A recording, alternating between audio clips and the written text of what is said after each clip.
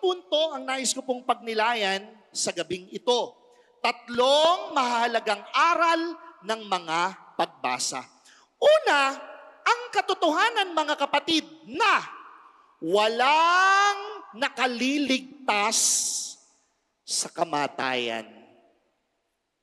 Amen? Amen? The first point is, no one is above death. Sabihin nga po natin, no one is above death.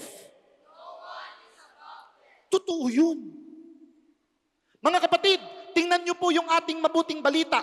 May isang mayaman na nagdadamit ng mamahalin.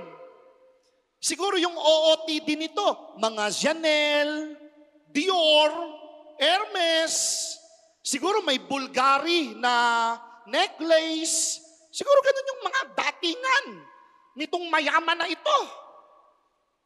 At may isang mahirap, tad ng sugat ang katawan. But what is common? Ano ang pagkakamuka ng dalawang ito? Silang dalawa ay namatay. Nagigets niyo ako? Amen? Huy, amen? Wala pong kwenta. Kung magdamit ka man ng mahal, kung kumain ka man ng kalahating milyon, wala pong kwenta lahat yan. Bakit? Sapagkat mamamatay tayong lahat. Amen? Amen? Tapik-tapikin mo nga ikatabi mo, tapik-tapikin mo ikatabi mo, tapikin mo ikatabi mo, tapikin ninyo ikatabi ninyo, sabihin ninyo sa katabi, mamamatay ka rin. Hindi ba? Hindi ba? Diyos ko, pagka sa akin yun, mamamatay ka rin. Ako, Lord, yun muna pong katabi ko. Mga kapatid, nagigets ba ninyo ako? Amen? Mamamatay tayong lahat. Wala pong mayaman ang nakapagpahaba ng buhay maski isang segundo. Wala pong mayaman ang nakapagpahaba ng buhay maski isang minuto. Wala. Kahit na gaano karami ang pera, kahit na maleta ang pera, walang mayaman, walang mahirap pagdating sa kamatayan. Amen? Amen? Noon pong isang araw, nag-bless po ako dito sa atin sa Good Shepherd. Sabi ko, na-realize ko, pagka pala talaga namatay tayo, hindi mo kailangan ng maraming lupa. Ang kailangan mo lang, 1 metro at 3 metro. 1/3 na lupa. Yun ay kung kabaong ang ilulubog sa'yo. Kapag ka po kayo ay isinunog, pag sinunog kayo, isang cheese whiz ka lang. Isang garapon ka lang. Mga kapatid, walang kwenta lahat siya. Maniwala kayo sa akin, no one is above death. When death knocks at your door, wala kang magagawa. Wala kang magagawa. Lahat ay pantay sa kamatayan. Amen? Amen? O, palakpakan natin ang ating Panginoon. Ikalawa, hindi lang po, no one is above death. The second is, faith must be seen in works. Sabi natin, faith must be seen in works. Totoo yun. Mga kapatid, tingnan niyo po yung gospel natin. Yung gospel natin, may mayaman, may mahirap. Siyempre, alam natin, kilala nung mahirap ang Panginoon. Kilala nung mahirap si Abraham. Pero tingnan niyo po itong mayaman. Kakilala rin niya yung si Abraham. Ibig sabihin, pious, madasalin, makadiyos, itong mayaman na ito. Kaya nga nung nakita niya si Abraham, sumigaw agad siya, Abraham! Abraham! Kilala niya si Abraham. Nagigets ba ninyo ako? Hey, nagigets ninyo ako? Amen? Kilala niya si Abraham eh. Ibig sabihin, madasalin si Abraham. Pero tingnan po ninyo, bagamat siya'y madasalin, ano ang kulang sa kanya? Hindi siya tumutulong sa mga nangangailangan. Are you getting the point? Minsan po ganun tayo eh. Madasalin lang tayo pero hindi naman talaga nakikita sa buhay natin. Minsan nga, yung mga taong simbahan pa ang pinaka-chismosa. Amen? May kakilala ba kayong ganon? Ano po yung pangalan? Ano ang pangalan ng taong simbahan na chismosa? Sabihin niyo po. Sabihin. Teresa. Teresa raw. Nagigets ba ninyo ako, mga kapatid? Minsan kung sino pa taong simbahan, sila pa yung nakapikit. Sila pa yung mga bulag.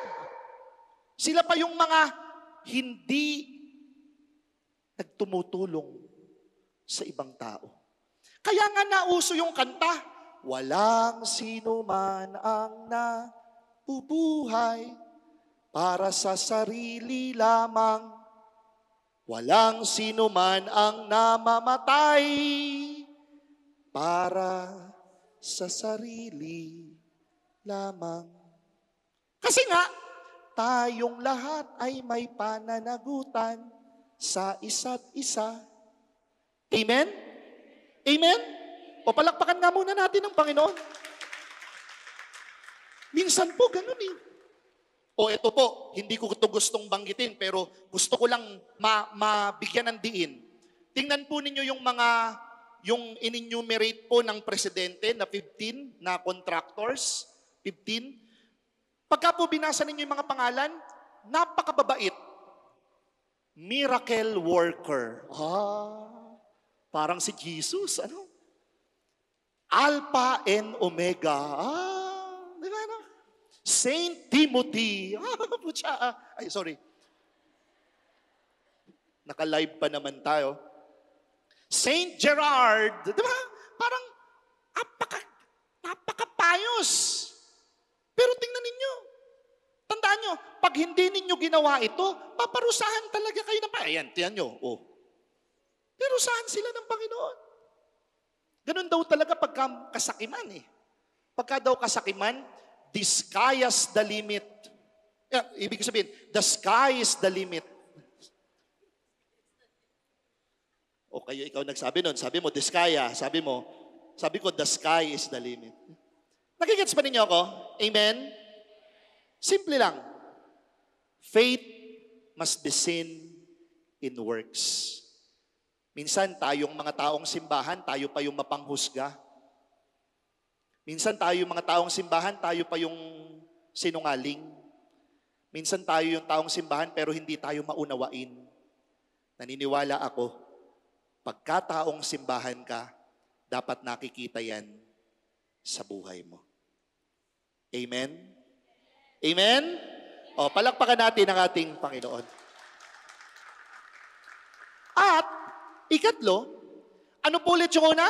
No one is above death. Very good. Ikalawa, faith must be seen in works. At ikatlo, our help comes from the Lord. Sabi natin, our help comes from the Lord. Tingnan niyo po ako. Alam po ninyo, isa lang sa lahat ng mga kwento ni Jesus ang pinangalanan ni Jesus. Hindi natin kilala kung sino yung mabuting pastol kasi walang pangalan. Hindi natin kilala kung sino yung mabuting Samaritano kasi walang pangalan. Isa lang po ang may pangalan, si Lazaro. Sabi ng teacher ko sa Bible, bakit si Lazaro lang ang may pangalan? Kasi siya yung mga mahihirap ay malapit sa puso ng Panginoon. Alam po ninyo ang ibig sabihin ng salitang Lazaro, El-Yazar, mula po sa salitang Ebreo na El at Yazar, na ang ibig sabihin ay help in the Lord. Help in the Lord. Yung mga may pangalang Lazaro, yun yung pangalan ninyo. Help in the Lord. That's our third point. Our help comes from the Lord. Mga kapatid, tatanungin ko kayo. Tingnan ninyo ako. Saan ninyo gustong tulungan kayo ng Panginoon? Yung iba sa atin, lunod na sa isipin.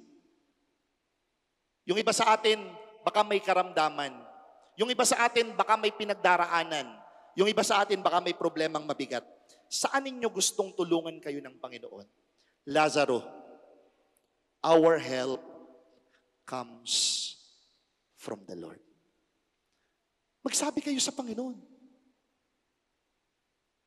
Panginoon, tulungan niyo ako. Tadtad ako ng sugat. Panginoon, tulungan niyo ako. Tadtad ako ng pagdududa. Panginoon, tulungan niyo ako. Sinisiraan ako. Panginoon, tulungan niyo ako. May sakit ako. Panginoon, nauubos na po ang pasensya ko sa asawa ko. Nauubos na po ang pasensya ko sa nanay ko na makulit na't may sakit. Pagsumbong kayo sa Panginoon. Lazaro, our help comes from the Lord.